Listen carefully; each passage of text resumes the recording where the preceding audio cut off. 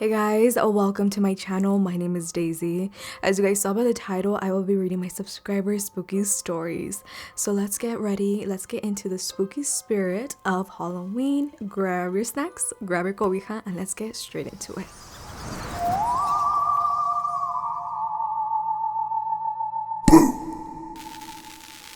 Hi, my name is Deb. I have some paranormal encounters and a dream that shook me to my core. I used to work at a fast food restaurant that was definitely haunted, or at least had some sort of entity attached to it. Here are some of my coworkers' encounters as well as my own. This was the first major incident with whatever entity was there. My boss says he has it on video, and even though he has never shown it to me, I 100% believe him considering what I experienced at the restaurant. This happened when he first bought the place, years before I started working there. In the middle of the night, he got a notification about movement inside the restaurant. We closed at 10 p.m., so no one should have been there. He checked the cameras, and all of them were working except one, which was malfunctioning, static, fading in and out, etc. Coincidentally, that malfunctioning camera was pointed directly at the area where the motion was coming from. From what he could make out on the malfunctioning camera and other camera angles, it looked like someone was actively smashing the porcelain sink where we wash our hands with a sledgehammer. Chunks of the sink were breaking off and flying everywhere. When he arrived at the restaurant, there were no signs of a break-in. All the doors were still locked. None of the windows were broken, nothing was stolen, and even the police found no evidence of a break-in. But the sink was completely destroyed. After this ordeal, he and his wife hired someone to bless the restaurant. It clearly didn't work though, because we continued to experience strange things. This was one of my personal experiences. I was chatting with my boss one day, my back facing the drive-thru window. You had to manually slide the window open or push a lever to open it. But as we were talking, I heard the window open and even felt a breeze on my arms. I turned around, but no one was there, and my boss had stopped talking mid-sentence, looking just as confused. We checked outside, but there was no one. He grabbed a spray bottle of holy water, which he kept on hand for moments like this, and started spraying the place. I wasn't even surprised. Creepy stuff happened often enough that it had become almost routine. Another time, I was in the kitchen prepping as I was the main cook that day. While I was prepping, I heard a strange noise. Now, I want to preface this by saying that the deep fryers have a metal lip you can hang the fryer baskets from. Well, one of the fryer baskets was bouncing up and down. It wasn't a small bounce. Oh no. It was as if someone picked up the handle really high and then just let it fall. I dreaded the rest of my shift. This next encounter happened when I was in the kitchen prepping. I had seen my coworker from the corner of my eye. She had her hand propped against the wall, using it to balance herself while she adjusted her shoe. I heard her shriek and looked up just in time to see her stumble forward as if she had lost her balance. She barely managed to catch herself. If she hadn't, she would most likely have hurt herself considering the floor was tile. She started to freak out, yelling that she had just gotten pushed. A few seconds later, the manager came to us and asked if either of us had passed by the register, because he got a call from our boss, the owner, saying he saw a figure run past it on the camera. The scary part was the fact that the direction the figure was headed was where my coworker was. I believe she was pushed. With the way she leaned against the wall, it would have been nearly impossible for her to fall unless pushed. One day, my boss was in his office doing paperwork when he suddenly had a gut feeling to move.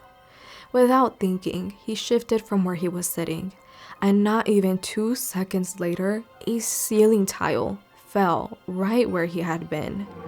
The tile wasn't rotted, it was securely in place like all the others, and there weren't any rodent problems or anything that could have explained it.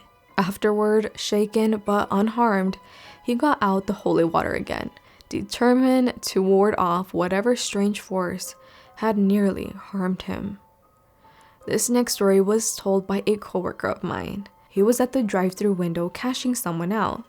As he stepped back to return to the window, he felt like he bumped into someone. Out of reflex, he said, "Oh, sorry." When he turned around, there was no one there. He began to freak out because whatever he bumped into felt solid, like an actual person had stopped him from taking a full step back. The only other coworker nearby was about 10 feet away, making drinks. Well confused, he asked her if she had just been behind him, to which she responded, no. Then she asked if he had run his hand across her back at some point. In such a tight space, it's common for us to say, "behind you," or lightly touch someone's back to prevent collisions. But they both started to panic. Neither of them had touched each other, and they were the only two people in the area. So if neither of them had done it, who or what did?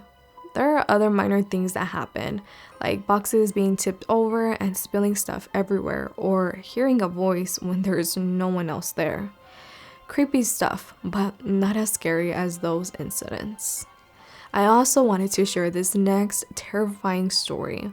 Although it's not paranormal, it's definitely bone-chilling. This happened to my manager one night, and it really freaked all of us out. So when we close at night, all the doors and the drive-thru window are locked, and we're instructed not to open them for anyone. Well, as my manager was helping the crew clean up, he saw a woman walk up to the drive-thru window. She was covered in what looked like blood and was frantically banging on the window, begging for him to open it. He refused, but he offered to call the police for her. She freaked out even more and begged not to call them, saying she just needed him to open the window. The more she pleaded, the more alarmed he got.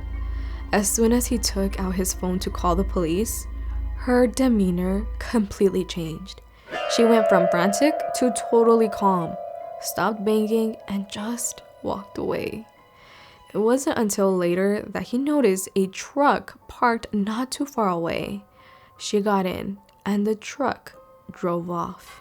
We're all convinced it was an attempt robbery. There have been cases where people pretend to be in danger just to trick someone into opening up. These two last stories are my personal experiences that still keep me up at night. I don't know if this was a lucid dream or not, but it terrified me. And even 5 years later, it still does. In the dream, I was laying in bed, and when I opened my eyes, I saw a shadowy figure standing at the foot of it. An overwhelming sense of dread washed over me. For some reason, I asked the figure what time it was. As soon as I spoke, the shadow became more defined, and a slow, taunting smile crept across its face, revealing large, sharp teeth. It answered, its voice low. "It's 6 + 6 + 6. Hearing the devil's number made my fear skyrocket. I turned my head away, and when I opened my eyes again, a demonic face was inches from mine, smiling that same grotesque smile. I couldn't move, couldn't even turn my head.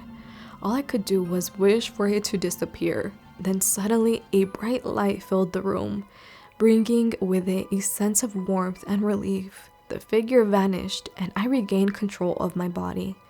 I woke up immediately afterward, shaken to my core.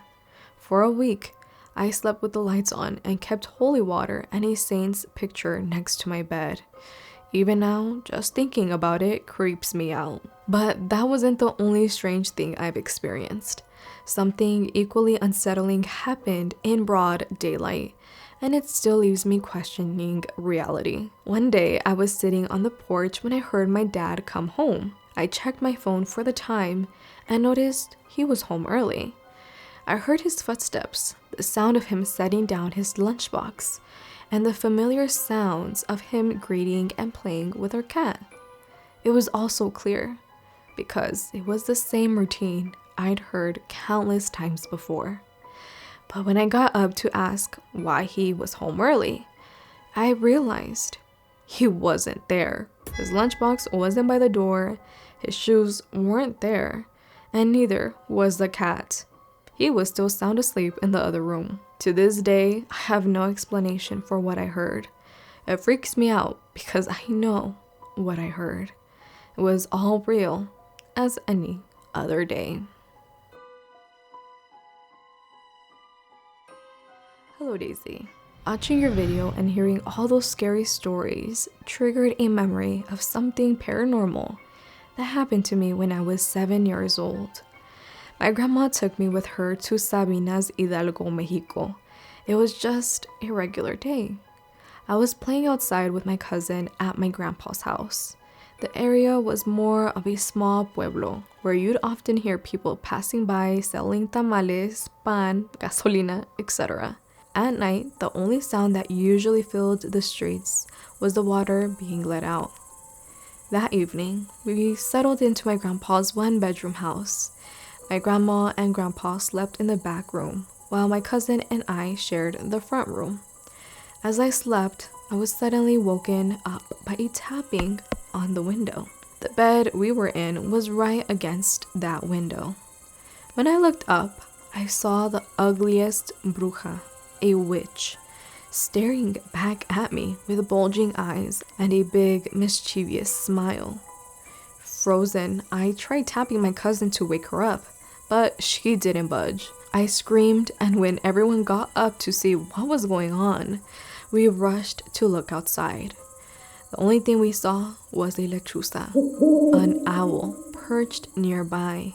We were freaked out, but my grandpa went outside, cussed at it, and the owl flew off. To this day, I can still see that bruja's face staring at me with that unsettling smile, as if she wanted to take me with her.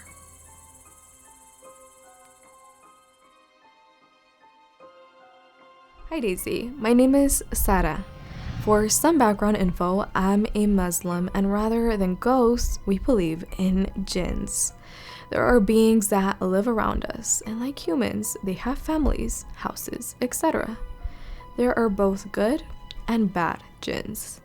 The only time you can see a jinn is if they want you to see them, and they can take on the form of any human. They are also said to be able to possess people and even black cats, apparently. While non-Muslims believe paranormal activity to be the result of ghosts, we say it is due to jinns.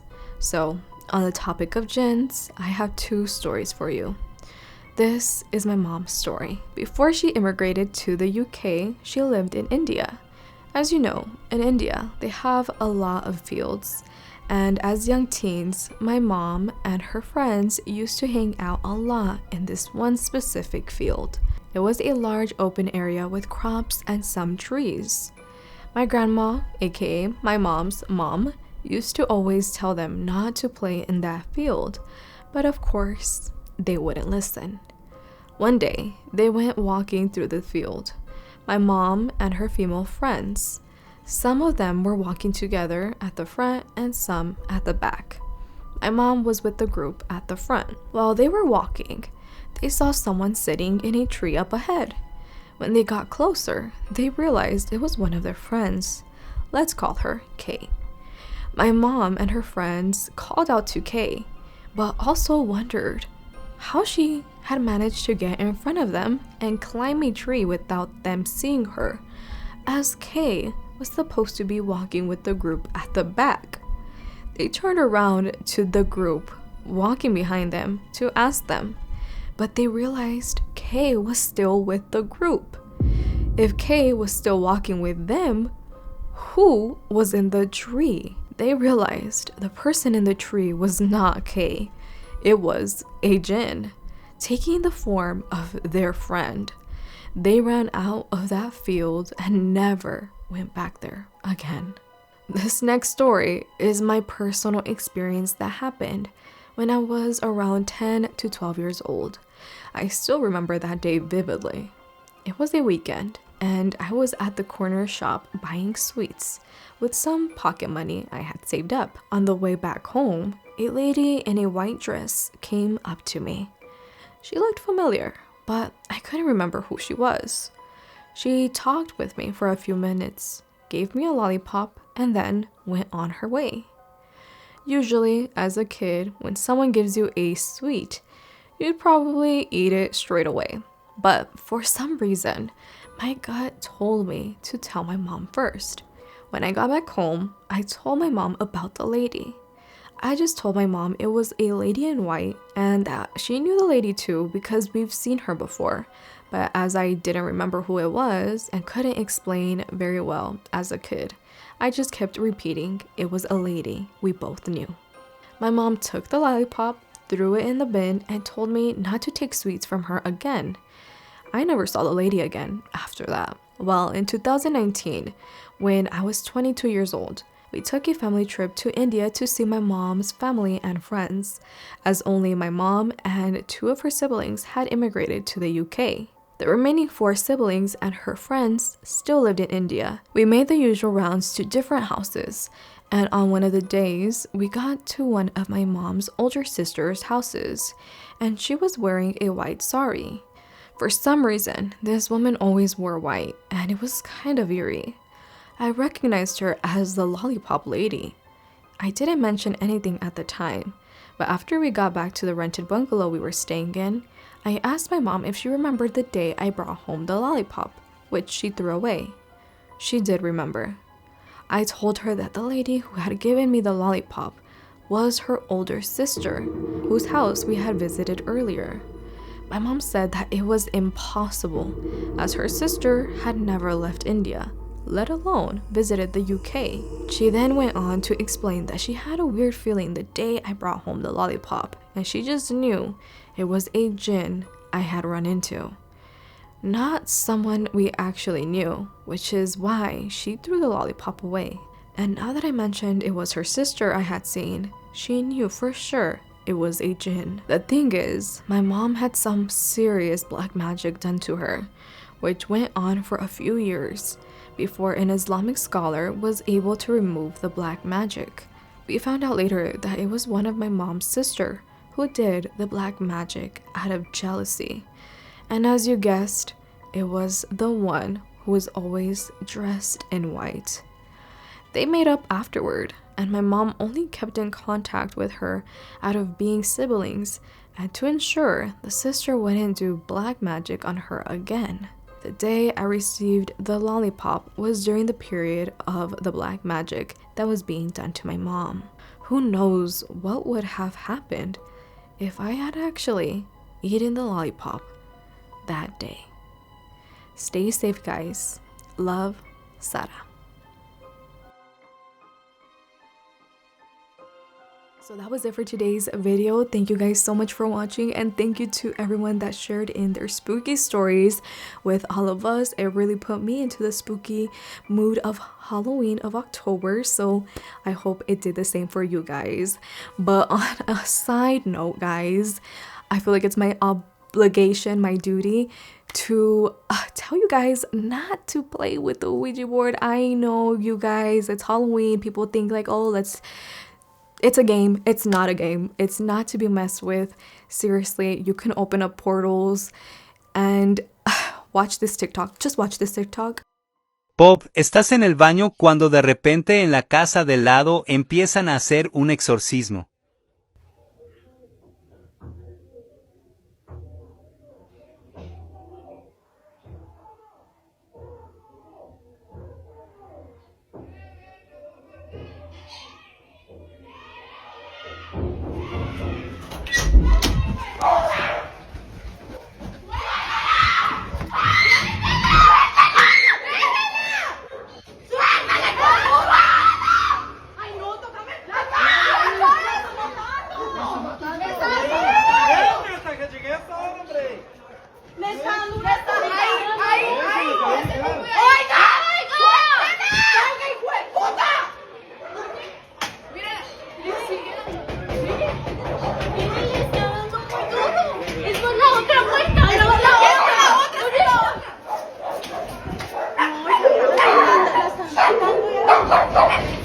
camándula, ¿qué tiene una camándula?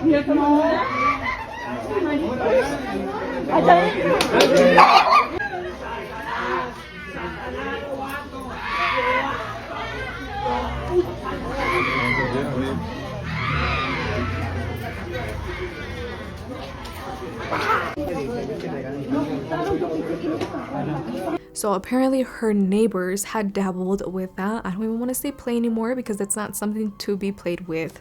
So please take care of your spirit and don't dabble with it. Don't mess with it. Leave it alone. If they're doing it in a room, leave the room. You do not need to be there. Just because you're not there in the commotion doesn't mean that it cannot affect you. So please just stay out of it. I really do care for you guys, and I hope you guys stay safe in this Halloween time. Okay? Los quiero mucho. I hope to see you guys all in my next one. Bye.